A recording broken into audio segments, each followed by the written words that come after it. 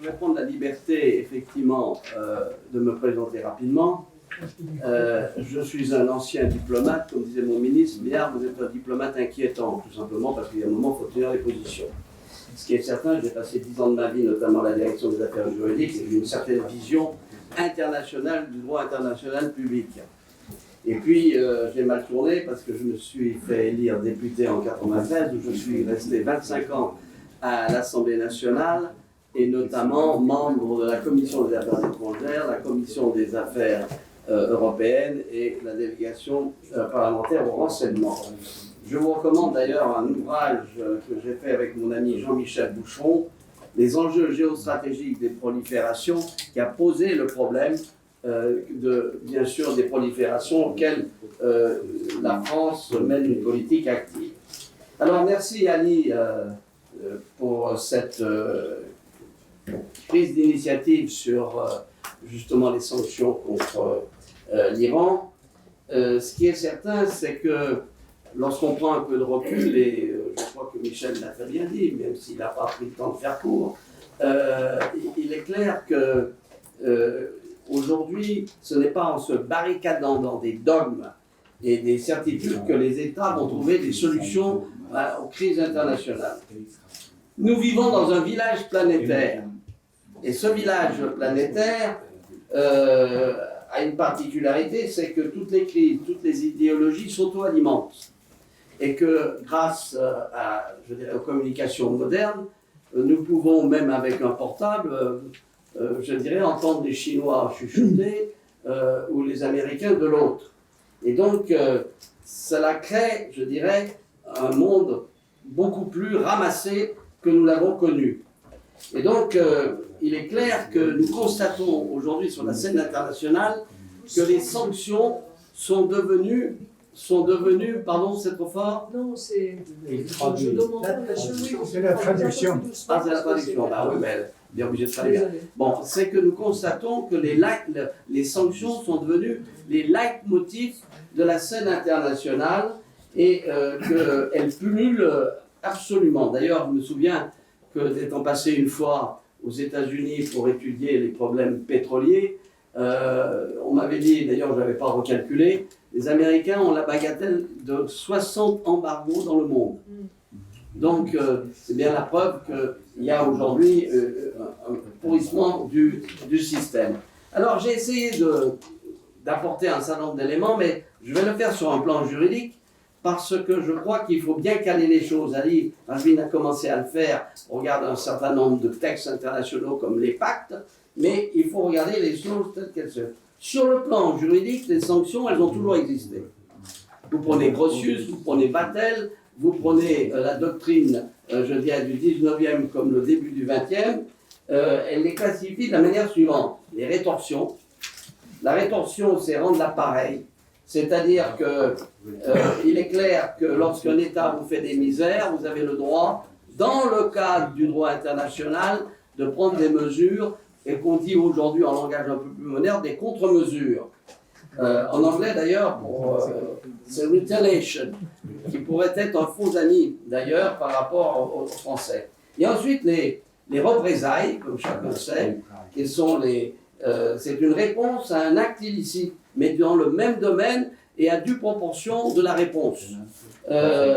Il était au début du XXe siècle, le professeur Bonfils écrit « toute communauté politique organise la responsabilité de ses actes à l'égard des autres États ». C'est-à-dire qu'on est sur le principe de l'égalité justement des États. Il peut prendre non pas des contre-mesures, mais des actes de représailles qui sont, au regard du droit international, illégaux, mais qui répondent à une situation illégale.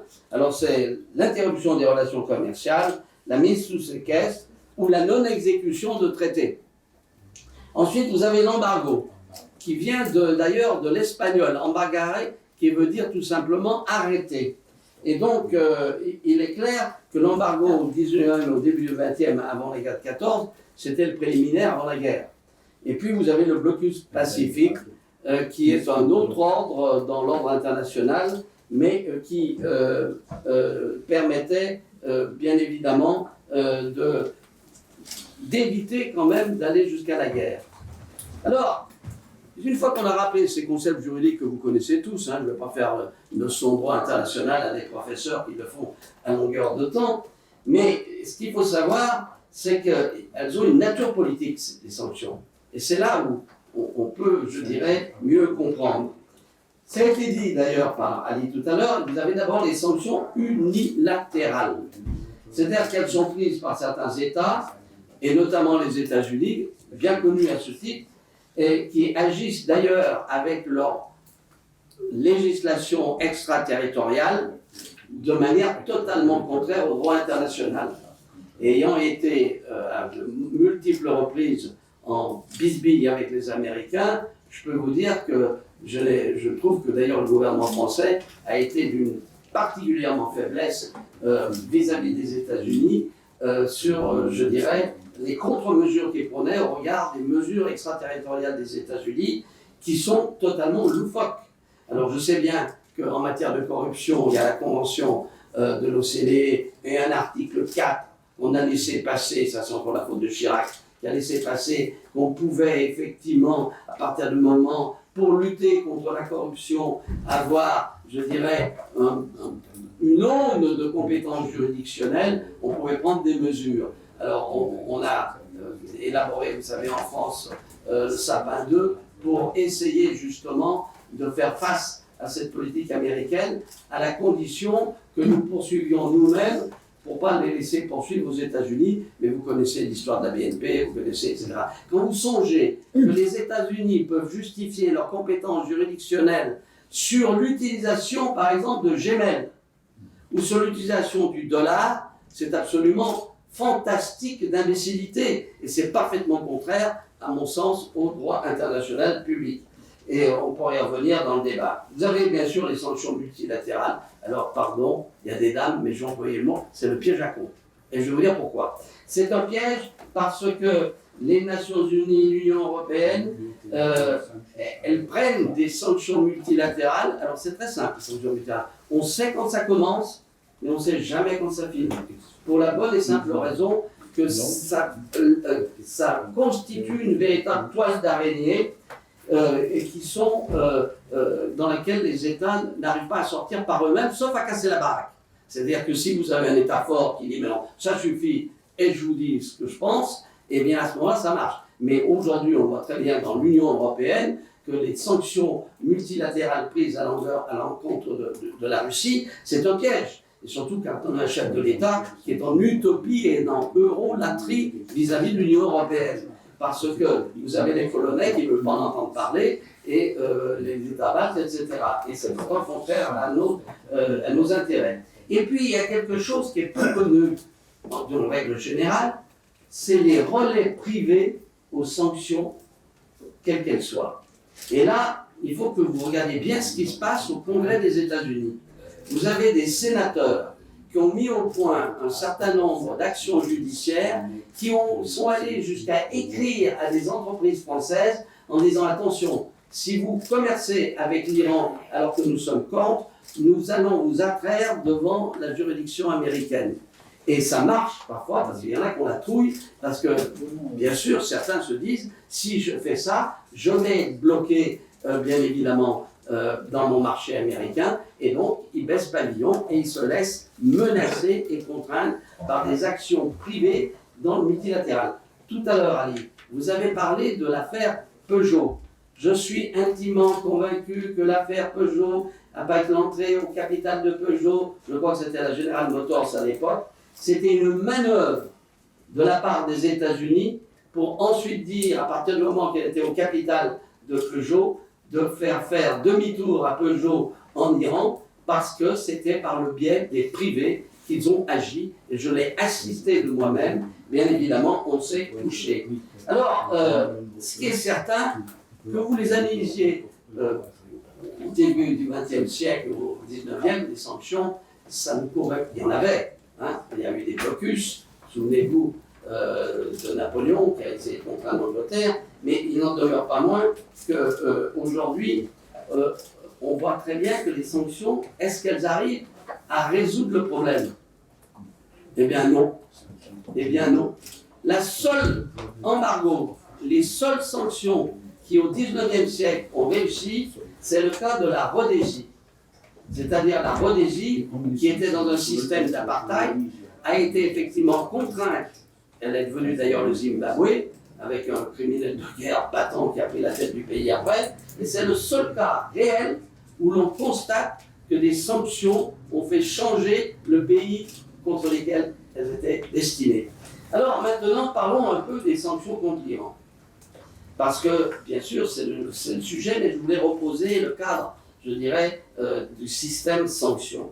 Alors, il faut reconnaître que, effectivement, c'est le dossier nucléaire qui a, je dirais, alerté ce qui est un mot valise, comme dit mon ami Védrine, la communauté internationale. La communauté internationale, ça n'existe pas vraiment, il y a des États, mais on parle de communauté internationale pour faire plus rapide.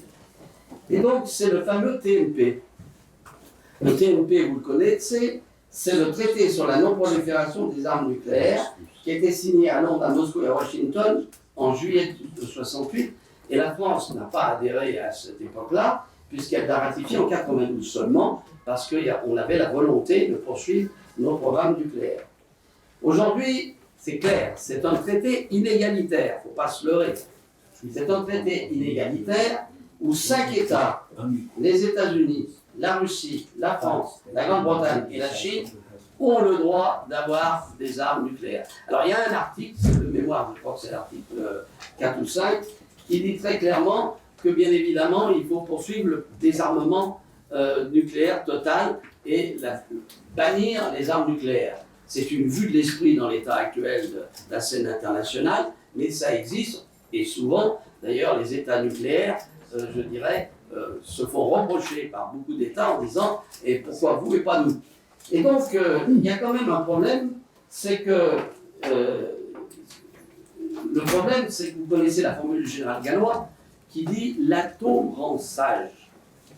C'est-à-dire que quand vous avez en face de vous une puissance nucléaire, ça a équilibré les forces et ça a calmé un peu le jeu. On a le cas qui fonctionne et qui fonctionne entre le Pakistan et l'Inde.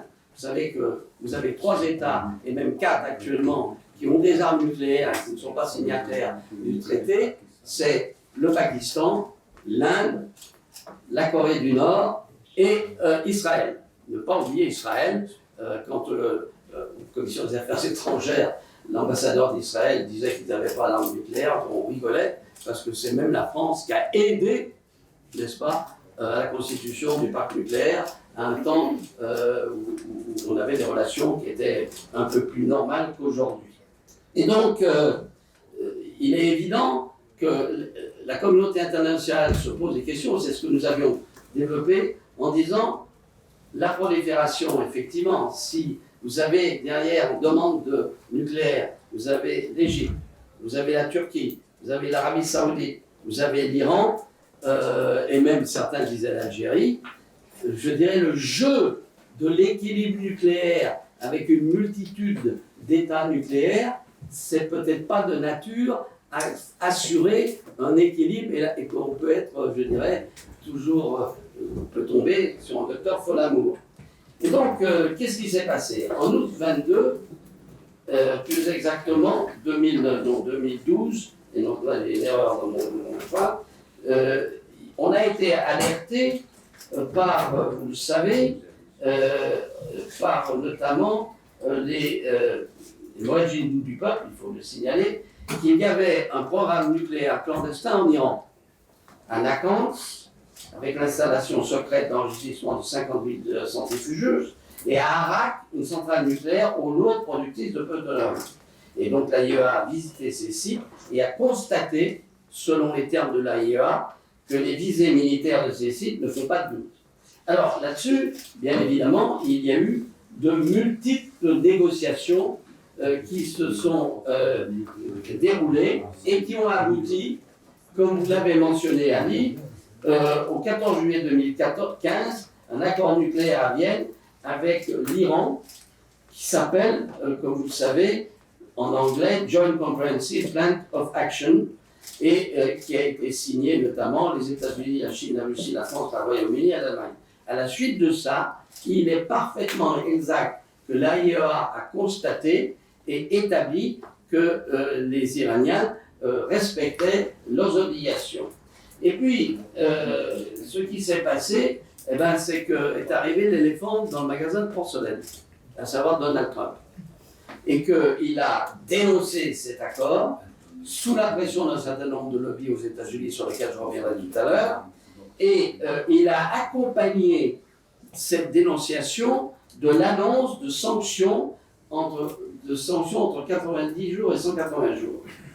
Et donc, à ce moment-là, on a une phase pas inintéressante qui n'est pas terminée, c'est qu'effectivement, l'Iran a porté plainte à la Cour internationale de justice pour faire rendre compte aux États-Unis pour leur réinscription illégale de sanctions et déclare notamment Javad Sharif.